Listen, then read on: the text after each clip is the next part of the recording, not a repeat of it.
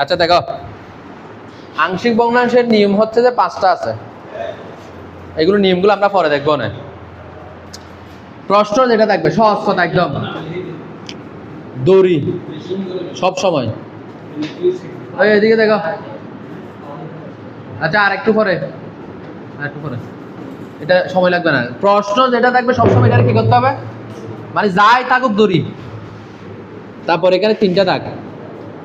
এটা একটু ভালো করে খেয়াল করো, একটা দিয়ে বাকিগুলো পরে বোঝাবো না, কারণ আমাদের তো নিয়ম শিখাতে পারতেছি না। প্রশ্ন যেটা থাকবে এটা ধরবা, নিচে পার্ট যতটা থাকবে ততটা দিয়ে প্লাস। এখানে পার্ট কয়টা? যদি আরো একটা নিয়ম আছে, এটা আমরা ওটা করার সময় দেখি। এখানে পার্ট 2টা মানে 2টা লিখছি, যেরকম আছে এরকম নিচে। প্রথমটা x-1, তারপরটা কি x² + 1। এটা লিখার পরে সিস্টেম হচ্ছে, ভিতরে স্কোয়ার বাইরে স্কোয়ার না থাকলে সিলেবালে শুরুতে আমরা কি শিখছি? কে থাকে? এটাতে ভিতরে স্কোয়ার আছে নাই, বাইরে স্কোয়ার আছে নাই, তার মানে এ। জামেলা বাজাবাজে ভিতরে স্কোয়ার থাকলে, এখানে দেখো কে আছে? ভিতরে স্কোয়ার আছে, কিন্তু হওয়া তো নিয়ম অনুসারে তোমরা এখানে কি লিখে দিতে বি লিখে দিতে না, কিন্তু বি লিখা যাবে না। যদি ভিতরে স্কোয়ার থাকে, ভিতরে কি থাকে, তখন এই জায়গায় একসাথে 2জন আসবে সিরিয়ালি যেরকম পরে। এটা এ, এটা বি, তার কয়জন আসবে বলো? 2জন। কিন্তু প্রথম জনের সাথে একটা কি দিতে হবে? x দিতে হবে। এটাই নিয়ম। এটা হচ্ছে আংশিক ভগ্নাংশের নিয়ম। 5টা নিয়ম আছে। কয়টা নিয়ম? তার মধ্যে একটা নিয়ম হচ্ছে এটা, যদি ভিতরে স্কোয়ার থাকে। ওটা তো ওভাবে বলে না, ওগুলো আরো সুন্দর করে বলে। আমি জাস্ট একটা সহজভাবে বলতেছি। স্কোয়ারটা যদি কোথায় থাকে? ভেতরে থাকে। তোমাকে কয়টা আনতে হবে? কয়টা? 3টা। 2টা সিরিয়ালি বললে।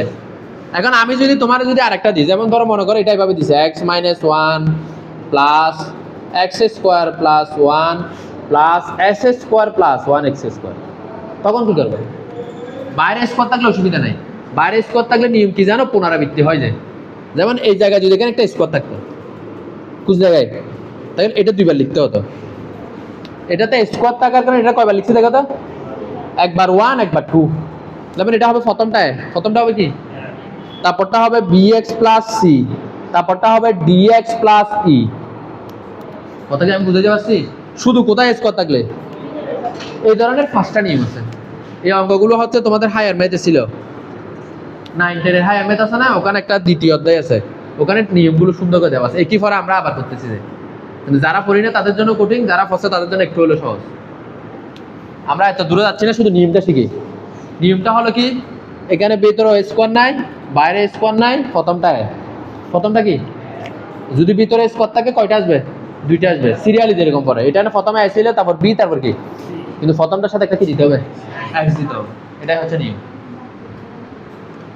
এই যে মানগুলো আমাদের জানা নাই, আমরা যখন আনসার বের করব, দাগ 3টা থাকবে না, কয়টা হয়ে যাবে? সমান চিহ্ন হয়ে যাবে। মানে এটা আংশিক ভগ্নাংশের নিয়মের ক্ষেত্রে এইভাবে দেওয়া হয়, শুরু করা হয়। এটা কয় নাম্বার সমীকরণ? এভাবে দিলাম সব সময়। এবার দেখো 1কে একদম সব সময়, যেগুলো যতগুলো আংশিক ভগ্নাংশ আছে, 1কে নিচে যেটা থাকবে, নিচে কি আছে বলো? নিচে যেটা থাকবে এটা দিয়ে সবসময় গুণ, যাই থাকুক না কি আছে আমার জানার দরকার নেই। তাহলে আছে কি, x-1 x² + 1 দ্বারা কি করে বলো? গুণ করে পাই। এখন আমরা যখন গুণ করব, এই জিনিসটা কোথায় আসবে? এই জায়গায় আসবে না? সেই জন্য বাম পাশে শুধু কি থাকবে বলো? এটা থাকবে যে, আমি এই জিনিসটা এখানে একবার লিখবো, এখানে একবার লিখবো, এখানে একবার লিখবো। কোনটা? এটা।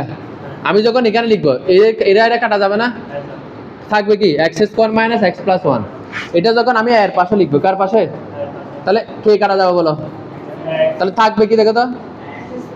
থাকবে যে a * x² + 1। এর পাশে বি, এর পাশে কে থাকবে বলো? এর পাশে থাকবে x - 1। একদম সহজ কথা, যেটা মিল আছে সেটা বাদ। এটা মিল, এটা মিল, এটা বসবে।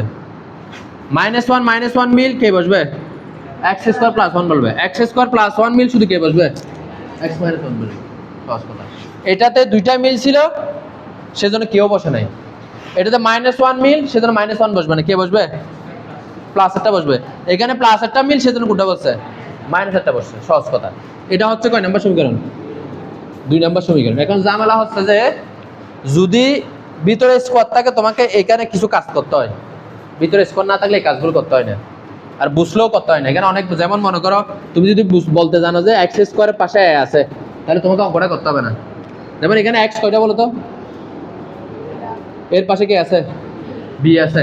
আচ্ছা, এই সিটা কার পাশে বলো? এই সিটা কার পাশে? এক্স এর পাশে। এগুলো যদি তুমি বলতে জানো, তাহলে এখন যে কাজগুলো আছে এগুলো করতে হয় না, নাহলে করতে হবে। মানে এই এটা কার পাশে? এক্স স্কোয়ারের পাশে। এই বিটা দেখতে এক্স এর পাশে, কিন্তু এক্স এর পাশে না। একসাথে কার পাশে? এক্স এবং দুইটা এক্স, অর্থাৎ এক্স স্কোয়ারের পাশে। এই সিটা একা সি মনে হলো, এর পাশে একটা কি আছে?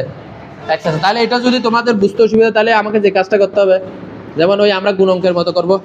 কি লিখবো? এ এক্স স্কোয়ার প্লাস এ, এরপরটা বলো বি এক্স স্কোয়ার, তারপরটা হবে মাইনাস বি এক্স, তারপরটা হবে কি সি এক্স, তারপরটা হবে কি মাইনাস সি। তাহলে এভাবে লিখতে হবে। তারপর কোনটা? এটা এটা কি ভুল হয়েছে? হবে তো, আমরা সবগুলো লিখবো, বাদ দেওয়া যাবে না তো। গুণাঙ্ক সব লিখতে হবে না। যেমন এর সাথে এক্স করে লিখতে হবে, আবার কেউ লিখতে হবে 1 লিখতে হবে। বি এক্স এর সাথে এক্স, আবার বি এক্স এর সাথে কত? 1। সি এর সাথে এক্স, সি এর সাথে আবার কত? 1। এবার স্যার সাজা লিখতে পারো। যেমন সাজা লিখলে কি হবে বলো? এক্স স্কোয়ার যদি কমন নিই, তাহলে কি হয় বলো? A plus B into X square. এখানে কি আছে?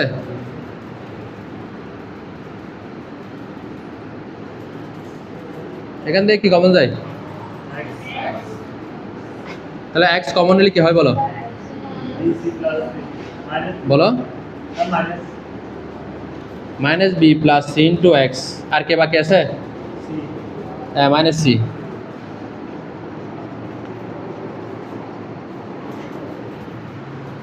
দেখো পারবা কিনা। এনা এনা দেখতে মনে হচ্ছে, বুঝছেন না? এটা কয় নাম্বার সমীকরণ? এবার যে কাজটা করতে হবে, এই এক্স স্কোয়ারের পাশে কত আছে বলো? 1। এই এক্স স্কোয়ারের পাশে কত? Plus B. এই এক্স এর পাশে কত?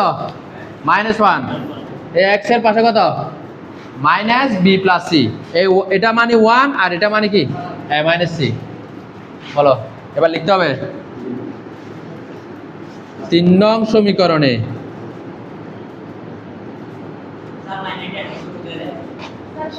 এটা তো কমন নিছো যে না, এটা এখন আবার বলবো। 3 নং সমীকরণে এক্স স্কোয়ার এক্স 1 বলা যায় না, ধ্রুবক পদের সহগ সমীকৃত করে পাই। এক্স স্কোয়ারের সহগ কত বলো? এই পাশে 1, ওই পাশে কত? এ প্লাস বি। তারপরটা বলো এক্স এর সহগ এই পাশে কত? -1, ও পাশে কত? ধ্রুবক এই পাশে কত?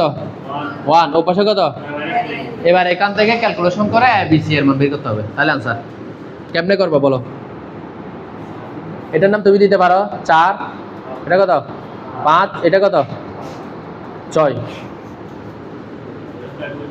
কিভাবে করা যায় বলো? এখান থেকে ক্যালকুলেশন করে কার মান বের করবে? যে এ বি সি এর মান। কার সাথে কাকে দিবে বলো? যেমন এটার সাথে এটা যদি দিই, তাহলে কে চলে যাবে? বি চলে যাবে। তাহলে এ সি আসবে। তাহলে এখান থেকে সি চলে গিয়ে কার মান বের হবে? এর মান বের হবে। তাহলে এর মান যদি এখানে বসাই দিই বি এর মান, বি এর মান এখানে বসাই দিলে সি এর মান। তাহলে কি করবো বলো? কি লিখবো? 1 যোগ 2, না সরি 1 না তো, 4 যোগ কত? 5। 4 এর সাথে 5 যোগ করো। এ প্লাস বি সমান কত? 1 মাইনাস বি প্লাস সি সমান কত? -1 কত? এ বি কি যায়? তাহলে এ প্লাস সি সমান কত? 0। এ প্লাস সি সমান কত? এটা কয় নাম্বার? 7 নাম্বার। এবার 7 এর সাথে কত যোগ করবা? 8। 7 এর সাথে কত যোগ? আচ্ছা 6। 6 যোগ কত?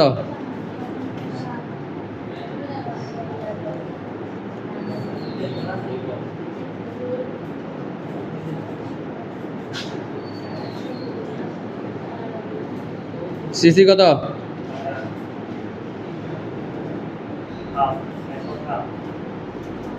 আগে এতটুকু করো। স্যার আমি ক্লাসটা নিয়ে নিই, আমি একটু বুঝাবো তো, লাস্ট একটা ভিডিও কিনতে লাগবে।